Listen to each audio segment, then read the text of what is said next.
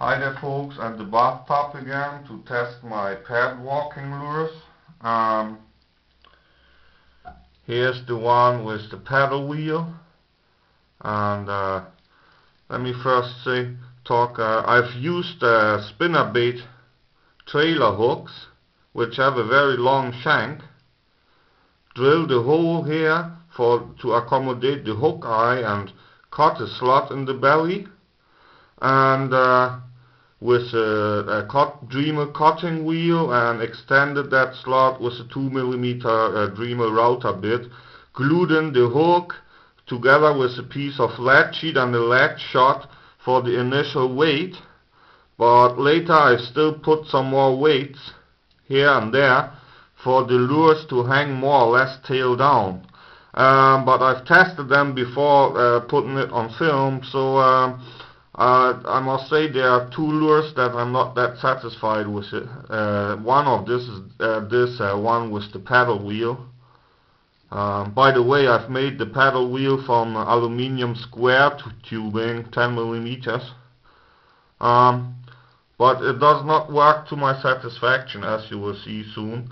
To resemble a pad leaf, I've put this PVC board there in the bathtub to test whether the lures would properly climb onto the pads later. So let me put this thing in the water. You see it has tail down swimming position as it's supposed to be. Also climbs the pads, but as you can see, the skirt strands do bind the paddle wheel. It doesn't turn very nice. I mean, it's hard to do in the bathtub, you see, and it doesn't flip over reliably to swimming position, but the weight of the leader is essential to use a rigid wire leader here because of pipe. If you cast the lure out, the leader will slowly pull the lure into the right direction, facing the angler. So now it's in the correct swimming position. And you see it does climb the pad, as it should. But the wheel doesn't spin very well. It's too slow. I've tried to make a few lures with paddle wheels before. I've always had issues with them. The problem is, you see, now it hangs the other way around. Like this it would snag up, you see. It's about the paddle wheel needs to sit very high on the body, that only the lower part will get the current of the water to turn reliably. But the higher you put it in the body, the more counterbalance it would mean for a correct swimming position. So, and anyway, it's not easy to test such lure in a small bathtub. You need a bigger place, bigger spot of water. But it's not reliable, this one. It doesn't work 100%. But it's still better than the second reject of the batch, which is the minnow lure. This one. That one hardly flips over into correct swimming position. So the conclusion is these flat bodies do not work out for this type of lures. You need a deeper body here to place the keel weight lower. So that means it will flip over to correct swimming position more reliably. You will see, it's upside down. So snags up. On a distance, if you pull it, it might flip over, but it's not reliable. So this is a reject. You see now accidentally it's in a correct swimming position. It does climb the pad, but you see now it's wrong again. Snags. accidentally now it's in the correct position, does climb the pad, slides over it, but right now it fell into the wrong position again to snag up. So this is a reject. As I said before, solution would be to make a deeper belly, to place the weight deeper so it would flip over more reliably. That's it. So next one is the little mouse here. Test that one.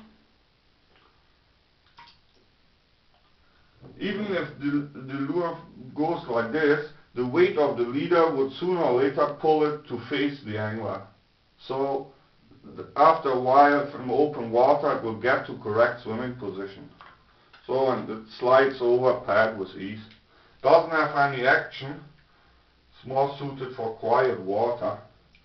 You just twitch it a bit to cause a commotion on the surface. That should be enough to draw attention of pike. Yeah. What I wanted to say, what is essential for such lures, that they need this portion to be flat to climb on over the edge of the pad, and the rear portion has to be somewhat round to be able to flip over, because the weight is somewhere located here, very close to the belly. Right here, as I said before, split shot, lead sheet and some added weights, because split shot and lead sheet in the small slot here for the hook is not enough. Well, that's a nice one. I'm satisfied with that one. The only total reject so far would be the minnow type, and the one with the paddle wheel is halfway reject. Gotta try it in the outdoors for final results. Here's the frog. That one is very nice. Climbs, flips to swimming position. You can see it slowly turning towards the leader to face the angler. No complaints about this one. And don't forget, this is a rigid PVC board, it's not a pad leaf. Climbing on a pad leaf would be easier than the PVC board. Oh, this one is fine.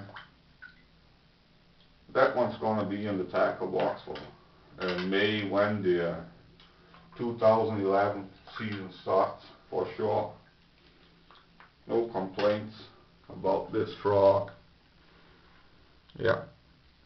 Here again, long shanked hook, a hole to accommodate the big hook eye of the spinnerbait trailer slot, split shot glued into the hole, lead sheet glued into the slot, then tested in the water bucket and added some weights somewhere left and right of the slot, or here in the center, it depends. The bad thing about it is if you balance the blank, it might still change later because of putting the top coat on it, so it still adds some weight to the lure. Here's the prop lure.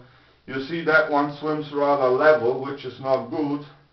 Should have had some more weight in the tail, so make it difficult to climb over the rim of the pad. But it's still okay. The prop works.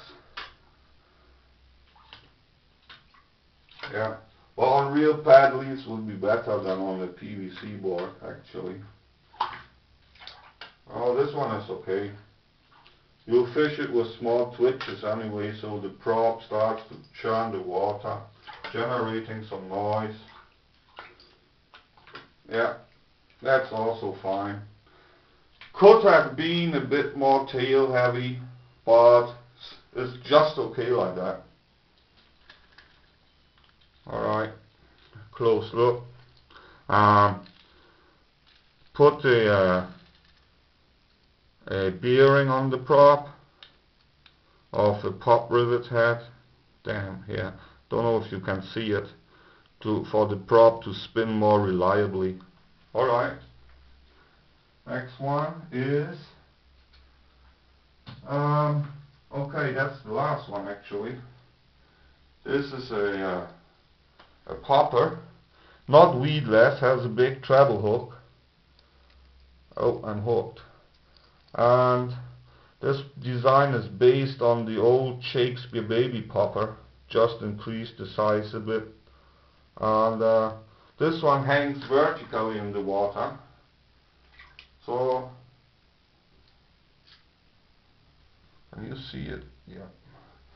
You see, this one does not flip over to correct swimming position easily as well, but if you want to work it, it should stay in the right direction.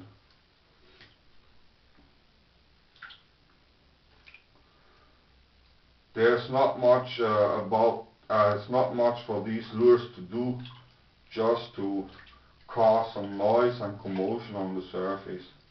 So you see, you really, after casting, you've got to wait for the leader to sink down, and slowly it will turn into reasonably correct swimming position.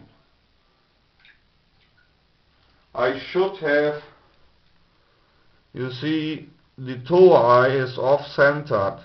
This eye is in center, but the toe eye is above center. This is the reason why it doesn't flip around properly. Well, it would still work. To attach the skirt, I've made a brass bush that I also use to stick on the skirt, and it adds some weight. This lure does not have any added weights except the brass bush and the big treble hook to pull it into the right position. You see, it does not face you as it should. Well, if you give it 1-2 twitches, it should be okay. First I've tried it without a split ring on the toe eye, but I found if you add a split ring, it gives more play to the attached leader, and they are more likely to switch over into correct swimming position. Oh, this one should work out, even though it's not that perfect. Oh, it's okay. You see, now it's in the wrong position, but twitch it once, it gets to reasonably good position. Okay, that was my little bathtub test for today. Well, hope you learn from it. Don't make the same mistakes I did if you want to build such lures. Thanks for watching. Goodbye, folks.